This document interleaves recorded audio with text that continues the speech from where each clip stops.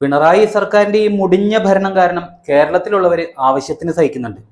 ഇപ്പോഴാ പ്രവാസികൾക്കും പണി കിട്ടിക്കൊണ്ടിരിക്കുന്നു. കേരളത്തിലെ സ്വജനപക്ഷപാതവും യൂണിയനുകളുടെ അതിപ്രസരവും ഒപ്പം കെടുകാര്യസ്ഥതയും പ്രവാസികളെയും വഴിയാധാരമാക്കും എന്നുള്ളത് തീർച്ചയാണ്. ഇപ്പൊ തന്നെ പ്രവാസികളൊക്കെ പെട്ടിയും കിടക്കയും എടുക്കേണ്ട അവസ്ഥയിലെത്തി. ഇനി ഇവരും കൂടി പട്ടിണി കിടക്കാൻ വേണ്ടിയിട്ട് കേരളത്തിലേക്ക് എത്തിയാലുള്ള അവസ്ഥ ഒന്ന് ആലോചിച്ച് നോക്കിയേ. നമസ്കാരം.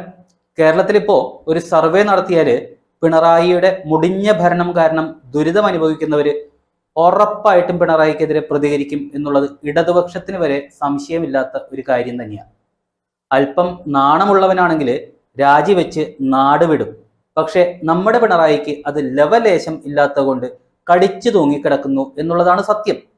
ഇപ്പോഴാ കേരളത്തിലുള്ളവർ മാത്രമല്ല പ്രവാസികളും ഇയാളുടെ ഭരണം മൂലം പൊറുതിമുട്ടുന്നു എന്നുള്ള വാർത്തകളാണ് പുറത്തേക്ക് വരുന്നത്. നിങ്ങൾക്ക് എല്ലാവർക്കും അറിയാം, കേരളത്തിന്റെ ഖജനാവ് കാലിയാണ്. അതിലേക്ക് എന്തെങ്കിലും വരുമാനം വരുന്നുണ്ടെങ്കിൽ അത് ലോട്ടറി വിറ്റും മദ്യം വിറ്റുമുള്ള കാശുമാണ്. അതാണെങ്കിൽ സർക്കാരിന് പൊട്ടടിക്കാനും ദൂർത്തിനും തന്നെ തികയണില്ല.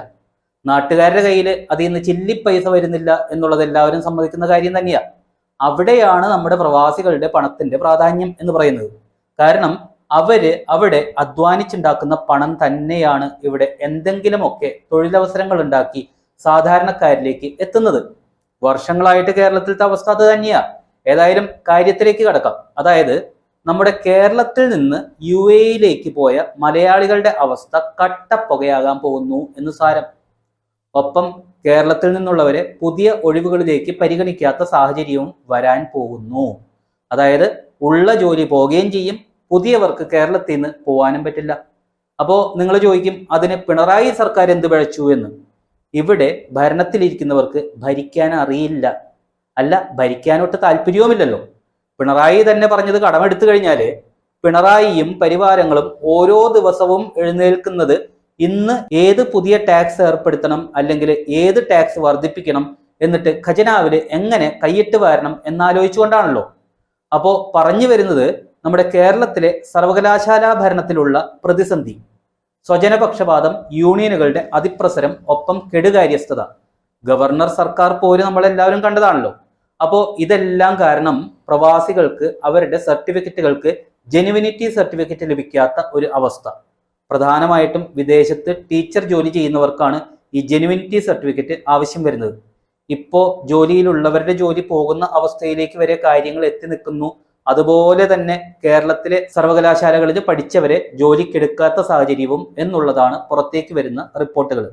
കാരണം അവിടുത്തെ സർക്കാർ അധികാരികൾ സ്കൂളുകളിൽ പരിശോധനയ്ക്കെത്തിയാൽ സ്കൂളിന്റെ അംഗീകാരം വരെ നഷ്ടപ്പെട്ടേക്കാവുന്ന സാഹചര്യമായതുകൊണ്ട് സ്കൂൾ അധികൃതരും ഇപ്പോൾ നടപടികൾ കർശനമാക്കിയിരിക്കുന്നു എന്നതാണ് അറിയാൻ കഴിഞ്ഞത്. കാലിക്കറ്റ് സർവകലാശാലയിൽ ഉദ്യോഗാർത്ഥികൾ വിളിച്ചന്വേഷിച്ചപ്പോൾ 45 ദിവസം എടുക്കും എന്ന് മറുപടി കൊടുത്തെങ്കിലും 3-4 മാസം കാത്തിരുന്നിട്ടും ഇത് കിട്ടാതായപ്പോഴാണ് നിലവിലുള്ള ടീച്ചർമാർക്ക് ഉള്ള ജോലി നഷ്ടപ്പെടുന്ന സാഹചര്യമായത്.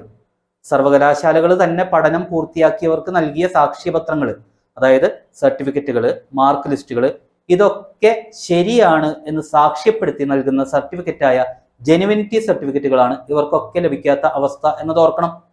കേരളത്തിലെ മറ്റ് സർവകലാശാലകളിലും ഇതൊക്കെ തന്നെയാണ് അവസ്ഥ എന്നാണ് ഉദ്യോഗാർത്ഥികളുടെ പക്ഷം. ഇന്ത്യയിലെയും വിദേശത്തെയും എംബസികൾ സർട്ടിഫിക്കറ്റുകളെല്ലാം വെരിഫൈ ചെയ്ത എംബസി അറ്റസ്റ്റേഷൻ നേടിയവരാണ് ഇപ്പോൾ ഈ ഒരു ജെനുവിനിറ്റി സർട്ടിഫിക്കറ്റിന് വേണ്ടി 126 ദിർഹം ഫീസും അടച്ച് കാത്തിരിക്കുന്നത് എന്നുള്ളത് ഓർക്കണം. അപ്പോ ചുരുക്കത്തില് കേരളത്തിലോ രക്ഷയില്ല. ഇപ്പോതാ എങ്ങനെയെങ്കിലും വിദേശത്തെങ്കിലും പോയി രക്ഷപ്പെടാമെന്ന് വിചാരിച്ചാല് അതിനും സർക്കാർ സമ്മതിക്കാത്ത അവസ്ഥ. അതും ഉന്നത വിദ്യാഭ്യാസ മന്ത്രി പ്രത്യേകമായിട്ടുള്ള നമ്മുടെ മലയാളികൾക്ക്. എന്നാൽ ഖജനാവ് കൊള്ളയ്ക്ക് യാതൊരു തടസ്സങ്ങളുമില്ല. അനുഭവിക്കുക, അല്ലാതെ എന്ത് പറയാൻ.